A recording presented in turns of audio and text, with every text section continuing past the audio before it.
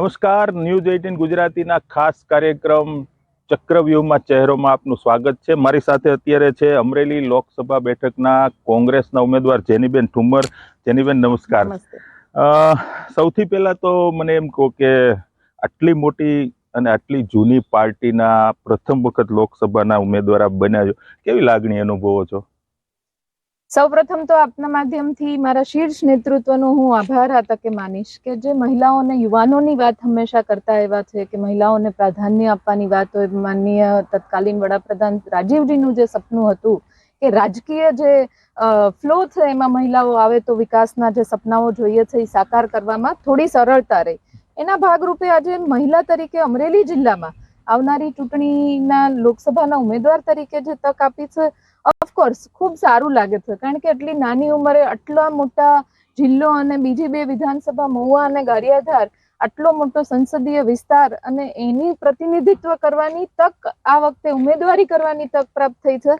એટલે આનંદ તો ચોક્કસ થાય, પણ સાથે સાથે જવાબદારીઓ પણ આવનારા સમયમાં લોકોના સહકારથી નિભાવવાની છે. જે સપનાઓ જોયા છે અમરેલી જિલ્લા માટેના, એના માટેની પણ જે જવાબદારીઓ છે. એટલે ક્યાંક અંદર કોન્ફિડન્સ બિલ્ડઅપ એટલો બધો છે કે મારે અમરેલી કેવું હોવું જોઈએ, જે મારા સપનામાં વિચારતી હતી હું ભણતી હતી ત્યારે, કે અમરેલી આવું હોવું જોઈએ, અમરેલીમાં આવી કોલેજો હોવી જોઈએ, આટલો સરસ ડેવલપ્ડ હોવું જોઈએ. તો એક સપનાઓનું જે વાવેતર ત્યારે થયું હતું, ત્યારે એ સપનાઓના વાવેતરને ક્યાંક સાકાર કરવાની લાગણી એ કક્ષા સુધી પહોંચી છું, તો આનંદની લાગણી તો ચોક્કસ અનુભવ થાય. બેન, જિલ્લા પંચાયતમાં એક નાની એવી ચૂંટણી લડ્યા હતા, દાખલા તરીકે 15, 20, 25 ગામોની એક સીટ પર લડ્યા હતા. ત્યાર પછી આખા જિલ્લાનું પ્રતિનિધિત્વ કરવાનો પણ મોકો મળ્યો, એટલે આખા જિલ્લાથી લગભગ વાકેફ હશો. એ અનુભવ કેટલો કામ લાગશે? હું માનીશ કે આ લોકસભાના ઉમેદવારી કર્યા પછી સૌથી વધારે જો કામ લાગવાનો અનુભવ છે તો એ જિલ્લા પંચાયતના પ્રમુખ તરીકેની જે કામગીરી બજાવી. કારણ કે અમરેલી જિલ્લાના 5 વિધાનસભા, મેં કીધું 5 વિધાનસભા જે આવે છે, લાઠી, બાબરા, ધારી, બગસરા, અમરેલી, કુકાવાવ, સાવરકુંડલા, રાજુલા, આ 5 વિધાનસભાના સરપંચો સાથે સીધા સંપર્કમાં જ્યારે હું જિલ્લા પંચાયતની પ્રમુખ હતી, આગેવાનો જે ચૂંટાયેલા હતા, પછી ભાજપના હોય કે કોંગ્રેસના હોય, પણ ત્યાંથી જિલ્લા પંચાયતની 34 સીટના 34 ઉમેદવારો ચૂંટાઈને આવ્યા, એમના સાથે સીધો સંવાદ કર્યો કે તમારા વિસ્તારની સમસ્યાઓ શું છે, તમારા પ્રશ્નો શું છે. કારણ કે ત્યારની જે અમારી સામાન્ય સભા હોય એમાં બધા જ વિસ્તારોનું પ્રતિનિધિત્વ કરતા જિલ્લા પંચાયતના સભ્યો આવીને પોતાના પ્રશ્નોની રજૂઆત કરતા. એટલે એ વખતની જે લોકોની અપેક્ષા હતી એ હજી તમારા મનમાં છે? ચોક્કસ છે. 2015 થી અત્યારે 2014 થયું, હજી પણ કહીએ કે ત્યારે પણ ઘણું બધું વિચારેલું હતું કે આપણે આ કામો કરવા છે, આ કામો 2.5 વર્ષની ટર્મ હતી, એટલે 2.5 વર્ષમાં એટલું બધું બદલાવ શક્ય નથી થઈ શકતો હતો.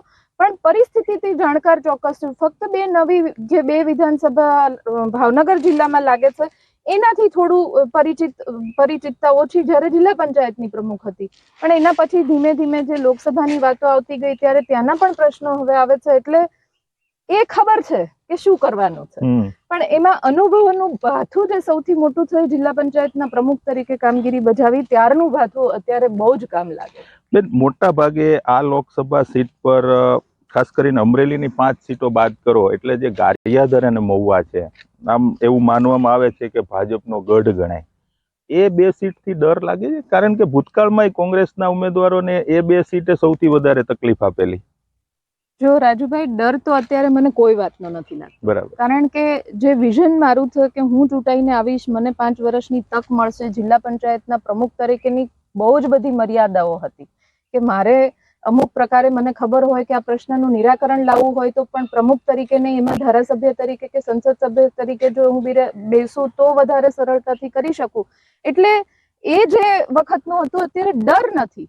હા, જવાબદારી વધી ગઈ છે એ ચોક્કસ માનું છું. એટલે શું મતદારો વિચારે છે, કારણ કે સારી નિયત, સારી દાનત અને કામ કરવાની વાત લઈને નીકળી છું. અમરેલી જિલ્લાને જે પછાતપણાનો ટેગ લાગ્યું છે, ટેગમાંથી મુક્તિ અપાવવાના નામને લઈને નીકળી છું. એટલે મને કોઈ વિધાનસભાનો ડર નથી લાગતો.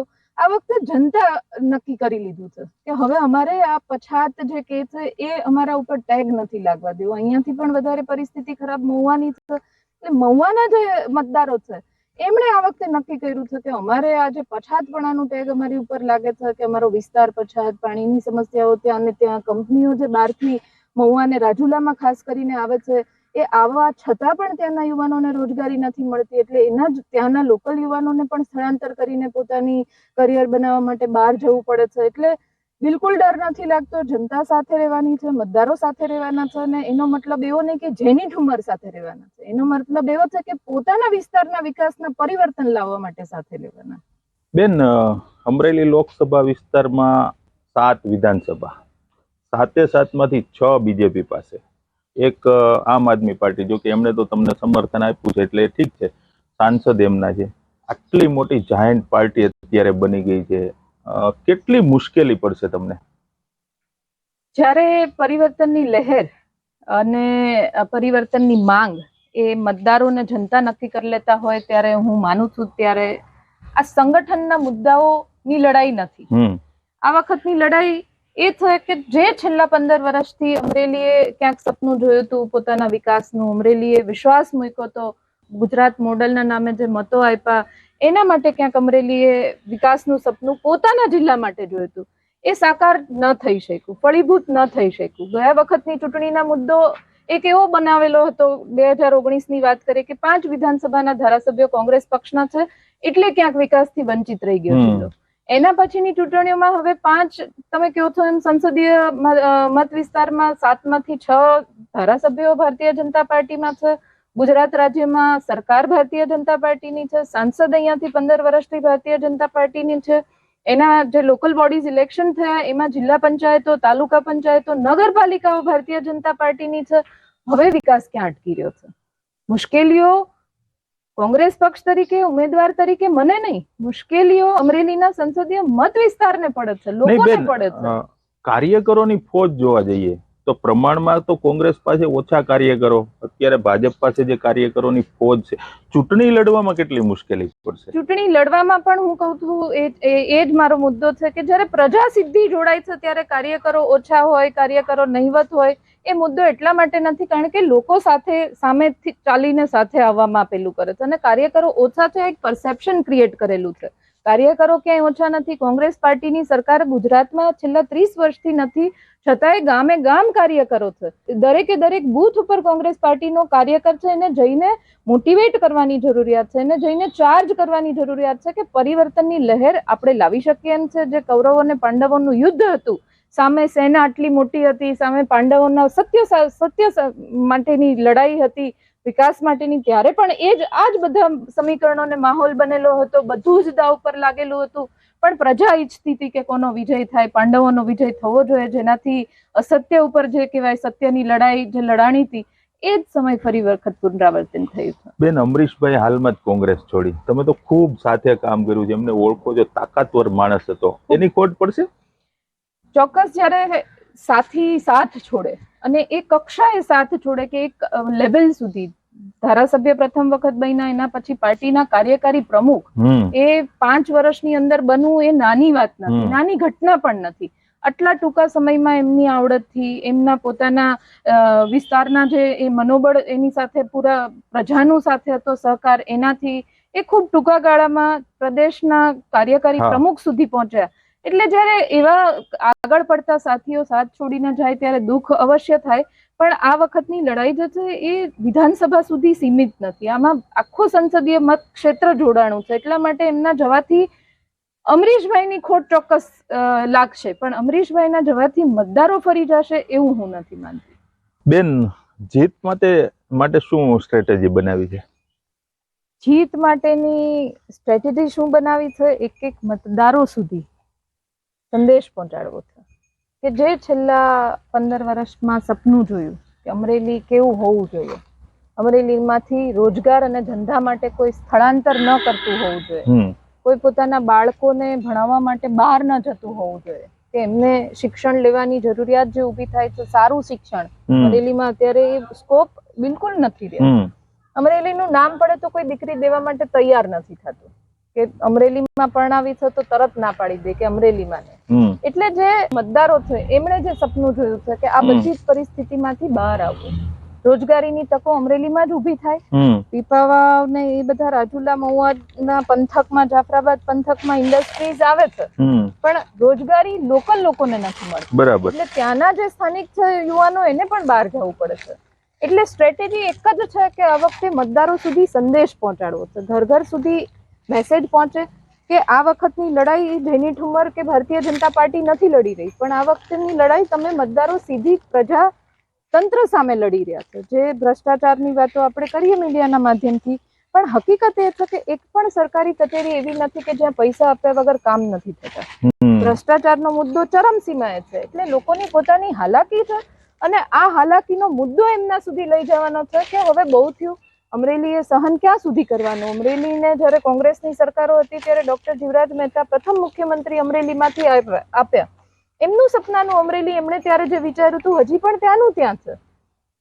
પછી જ્યારે સરકાર નથી આવી, પાછળના વર્ષોમાં અમરેલીને પરેશભાઈ ધાનાણી નેતા વિપક્ષ પણ આપ્યા. એટલે જે રીતના કોંગ્રેસ લોકો માટે સારું વિચારી શકતી હતી એમણે તમામ પ્રયત્નો કર્યા, પણ ભારતીય જનતા પાર્ટીનું શાસન છેલ્લા 30 વર્ષથી છે તો અમરેલી માટે એમણે શું પ્રયાસો કર્યા, બસ આટલા મુદ્દાઓ પ્રજા સુધી પહોંચાડવાના છે. મતદારોને પોતાને અવેરનેસ કે સરકારો આપણે શું કામ બનાવીએ છીએ, મત શું કામ દઈએ છીએ, આપણો પ્રતિનિધિ ચૂંટાઈને જશે તો વિસ્તાર માટે શું કરશે, આ જે મુદ્દાઓ છે એ લોકો સુધી પહોંચાડવાના છે. બસ આ એક જ રણનીતિ છે કે આ વખતની લડાઈ એ કોઈ જાતિના, ધર્મના અને લોકોના જે પરિવારોના મતભેદો કે આ જે ભાગલા પાડોને રાજકારણની નીતિના નામે નહીં, પણ આ વખતની ચૂંટણી એ તમારો પ્રતિનિધિ તમારો અવાજ બનીને દિલ્હીમાં બેસી શકે એના માટેની હોવી જોઈએ. આ સંદેશ ઘર ઘર સુધી પહોંચાડવાનો છે. બેન, કોંગ્રેસમાં પણ જૂથબંધી હમણાં સુધી દેખાતી હતી, એ યથાવત છે કે એમાં કઈ ફેરફાર થઈ ગયો છે? હવે કોંગ્રેસમાં જૂથબંધી ની વાત તમે અત્યારે જુઓ કે જ્યારથી મારી જે આખી ઘટના તમે જુઓ કે જ્યારે ટિકિટ જાહેર થઈ ત્યાર પછી કોંગ્રેસનું એક પણ આગેવાન કે નેતા એવું નથી બોલ્યા કે અમને આ ટિકિટ જાહેર થવાથી કોઈ કારણ, કોઈ પ્રોબ્લેમ કે કંઈ પણ હોય. બધા જ એક સાથે આવીને પોતાની જવાબદારીઓના ભાન સાથે કામે લાગી ગયા છે. પરેશભાઈ ધાનાણી નેતા વિપક્ષ રહી ચૂક્યા છે, પ્રતાપભાઈ દુધાત અત્યારે કોંગ્રેસ જિલ્લાના પ્રમુખ છે, વિરજીભાઈ ઠુમર સાંસદ પોતે રહ્યા છે, લાઠી વિધાનસભાના ધારાસભ્ય રહ્યા છે, સુરેશભાઈ કોટડિયા પણ ધારીથી લડ્યા, ધારી વિધાનસભાથી પેટા ચૂંટણી લડ્યા, કનુભાઈ કલસરિયા મહુવાથી પાછળની ચૂંટણી લડ્યા. આ બધા જ આગેવાનો એક હાકલ સાથે આગળ આવ્યા છે. અત્યારે હાલ જૂથવાદ નથી. આજે તમે મુદ્દો કહો છો, કદાચ તમે પક્ષ બોલવામાં ભૂલ કરી. આ મુદ્દો જે છે એ અત્યારે ભારતીય જનતા પાર્ટીમાં છે, કોંગ્રેસ પક્ષનો આ વખતનો મુદ્દો જ નથી. બધાએ એક સાથે હાકલ કરી કે જે એટલે એવું કહેવા માંગો છો કે જૂથવાદમાં જ સપડાયેલા જે લોકો હતા એ હવે કોંગ્રેસ છોડી ગયા? જો અમે જેને સાચવી ન શક્યા તો તમે કઈ રીતના સાચવી શકવાના છો? જે અહીંથી ગયા છે, જે વિરોધ કરીને ગયા છે, એ તો અત્યારે ભારતીય જનતા પાર્ટી સત્તા પક્ષમાં છે, તો જે લક્ષણો છે એ તો હોવાના જ છે. એટલે હવે જે છે એ આખું કોકડું ન્યા ગુજવાનું છે, અહીં કોઈ તકલીફ નથી, અહીં બધું ટનાટન જ છે. અચ્છા બેન, વિરજીભાઈ તમારા પપ્પા ધારાસભ્ય રહ્યા, સાંસદ તરીકે પણ રહ્યા, એના અનુભવનો લાભ તમે કઈ રીતે લેશો, અથવા તો એમની સ્ટ્રેટેજી શું છે? બંને તમે પિતા પુત્રી બંને અલગ અલગ રીતે કામ સંભાળેલા છે કે બંને સાથે કામ કરો છો, કે વિરજીભાઈ પોતાની રીતે અત્યારે કામ કરી રહ્યા છે અલગ રીતે? એમ ચૂંટણીની જ્યારે વાત આવે ત્યારે જવાબદારીઓ અલગ અલગ છે. સંકલન એમને જે આગેવાનોના, એમની પેઢીના જે આગેવાનો છે એમની સાથે કરવાના, આવનારા સમયમાં ચૂંટણીઓને દોર કઈ દિશામાં લઈ જવો એના માટેની સતત રણનીતિઓ વિરજીભાઈ એના ઉપર કામ કરી રહ્યા છે. એટલા માટે કે 4 લોકસભાની ચૂંટણી લડ્યા છે અમરેલી જિલ્લા ઉપર, એટલે અનુભવોનું જે ભાથું છે એમનાથી વિશેષ અત્યારે કોંગ્રેસ પક્ષમાં લોકસભા લડવાનું કોઈના પાસે નથી. એટલા માટે એમના અનુભવોનો સીધો ફાયદો મને મળવાનો છે. એના પછી જે પ્રજાનો નિર્ણય હશે એ તો હશે જ, પણ ઓફકોર્સ ફાધર છે એટલે એમના અનુભવોનો ભાથું તો હંમેશા મારી સાથે રહેવાનું જ છે. ભાજપમાં અત્યારે એક ટ્રેન્ડ ચાલી રહ્યો છે, ભરતી મેળાઓ થઈ રહ્યા છે. ખાસ કરીને કોંગ્રેસના બહુ મોટા આગેવાનો, નેતાઓ, ધારાસભ્યોને પણ તે લોકો લઈ જઈ રહ્યા છે. આપણે ભાજપમાંથી કોઈ આવી રહ્યું છે કે આપણે જ લડી રહ્યા છીએ? અત્યારે જે જોરશોરથી લોકોને 400 ને પારના સપના બતાવી રહ્યા છે કે અમે લોકો ભારતના રાજકારણમાં પ્રથમ વખત 400 ને પાર સીટો સાથે સરકાર લાવશું, 26 માંથી 26 સીટો ગુજરાતમાંથી જીતીને બતાવીશું. આ ભારતીય જનતા પાર્ટીના પોકળ દાવાઓ જે પ્રજાની વચ્ચે કર્યા પણ ક્યાંક સફળ સાબિત નથી થઈ રહ્યા. સફળ કારગત પુરવાર નીવડી નથી રહ્યા અત્યારના જે સર્વે આવે છે. એટલે ભારતીય જનતા પાર્ટી અત્યારે હું માનું છું ત્યાં સુધી વ્યાકુળ થઈ ગઈ છે, એટલા માટે કે કંઈ પણ કરી લે પ્રજા સાથે નથી આવતી. હવે લોકશાહી અને લોકતંત્ર માટે આ ખતરારૂપ કહેવાય કે તમે ભારતીય જનતા પાર્ટીના કાર્યકરોની પેજ પ્રમુખ સુધીની જો ફોજ તમારી પાસે હોય તો કોંગ્રેસના આગેવાનો, નેતાઓ અને વોર્ડથી લઈને વોર્ડ કક્ષા, તાલુકાના જે ગ્રામ્ય કક્ષાના કાર્યકરો જે કોંગ્રેસ પાર્ટીના હોય એનાથી લઈને પ્રદેશ અને નેશનલ લેવલના લીડર્સને પણ તમે તોડો છો. એ તમારી નિષ્ફળતા સાબિત કરે છે.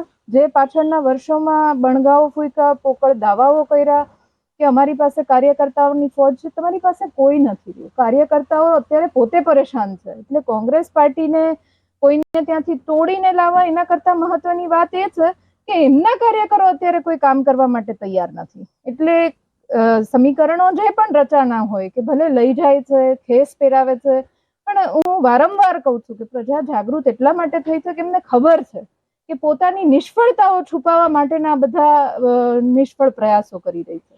બેન, બંને પાર્ટીની વાત જવા દઈએ, તમારા પ્રતિસ્પર્ધી જે ઉમેદવાર છે એને ફેસ ટુ ફેસ લડાઈમાં તમે ક્યાં જોઈ રહ્યા છો?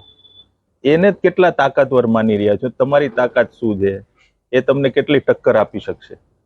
ભારતીય જનતા પાર્ટી અને ભારતીય જનતા પાર્ટીના ઉમેદવાર એની તાકાત શું છે, એ કેટલું મારી સામે સીધી લડાઈમાં ઉતરી શકશે, કેટલા સક્ષમ છે. પ્રજા એ સમાજનો અરીસો છે, દર્પણ કહેવાય. એટલે પ્રજા એ નક્કી પણ કરશે. એ જોઈને એને સંતુલિત જે એનું કહેવાય આંકલન કરવાનું છે એ પ્રજા નક્કી કરશે. ફેસ ટુ ફેસ લડાઈ તો જ્યારે પ્રતિસ્પર્ધી સામે આવે ત્યારે પોતાનો પ્રતિસ્પર્ધી ક્યારેય નાનો નથી હોતો, લડાઈ ક્યારેય નાની નથી હોતી. એટલે લડાઈ તો ચોક્કસ છે જ, કારણ કે ઉમેદવાર સામેના પક્ષનો છે, એમની પાસે જે છેલ્લા આટલા વર્ષથી સરકારો છે, બધી જ વાતો મૂકવાના. પણ એ લોકો નક્કી કરશે કે બંને વચ્ચેની સામ્યતા શું છે, તફાવત શું છે, બંનેની કાર્ય કરવાની ક્ષમતા શું છે. એટલે આવનારા સમયમાં એ પ્રજા નક્કી કરશે. હું ફેસ ટુ ફેસ મને ક્યાંય પોતાના મારા પ્રતિસ્પર્ધીને માની એટલા માટે નથી રહી કે બેકગ્રાઉન્ડ બંનેના સેમ પાટીદાર સમાજના છે. એટલે બંનેના સેમ બેકગ્રાઉન્ડમાં સમાજ અને મતદારો આ દર્પણ રૂપ નક્કી કરી લેશે કે કેવી લડાઈ છે. બેન, એક છેલ્લો સવાલ પૂછી લઉં. સાસરે જતા રહ્યા છો, હવે પિયરમાં ચૂંટણી લડવા આવ્યા છો, મામેરું લેવા આવ્યા છો ફરીવાર? મામેરું સમજો, કાપડું સમજો, કરિયાવર સમજો, તમે જે સમજો. પણ જ્યારે પરિવાર ક્યાંક દુખી હોય ત્યારે દીકરી સાસરે હોવા છતાંય સૌથી વધારે જો ચિંતા હોય તો એ દીકરીને હોય છે. આ સમાજની રીત છે. મા બાપ જ્યારે પોતાને દુઃખ પડે ત્યારે ક્યાંક પોતાનું દુઃખ, વ્યથા, વેદના ઠાલવી શકે તો એ એકમાત્ર ઠેકાણું જે કહી શકાય કે દીકરી. એટલે જ તમે ક્યાંક પુસ્તકો દીકરી વાલનો દરિયો વાંચ્યા હશે. દીકરો વાલનો દરિયો હજી સુધી પ્રચલિત થતા નથી જોયા. એટલે દીકરી માંગવા આવી છે, મામેરું લેવા આવી છે, કાપડું લેવા આવી છે, કરિયાવર લેવા આવી છે. એના કરતા પણ વધારે દીકરી જે પરિવારને સંઘર્ષમાં જોઈ રહી છે, જે પરિસ્થિતિમાં જોઈ રહી છે, એમાંથી નિવારણ લાવવા માટે આવી છે અને એમાંથી બહુ કોન્ફિડન્સ સાથે કે આ દીકરી કરી બતાવશે એના માટે આવી છે. મામેરું ભરશે અમરેલી જિલ્લો? મેં કીધું ને કે અમરેલી જિલ્લો મામેરું પણ ભરશે, કરિયાવર પણ આપશે, કાપડું પણ આપશે અને એટલી તાકાત આપશે કે છેલ્લા 15 વર્ષમાં જે વાતો થઈ છે એ વાતો સરકાર ઉપર શું સમીકરણો રચાઈને બનશે એ હું નથી કહેતી, પણ હું ચૂંટાઈને આવીશ તો આ દીકરી કામ કરી બતાવશે જે છેલ્લા 15 વર્ષમાં નથી થઈ શક્યા. થેન્ક યુ વેરી મચ બેન. તો આ હતા જેનીબેન ઠુમ્મર. એમણે કીધું કે આ અમરેલી જિલ્લો છે, મામેરું ભરશે અને કરિયાવર પણ આપશે. આટલા કોન્ફિડન્સ જેનીબેન સાથે વાત કરી. જેનીબેન, ખૂબ ખૂબ ધન્યવાદ. Thank you.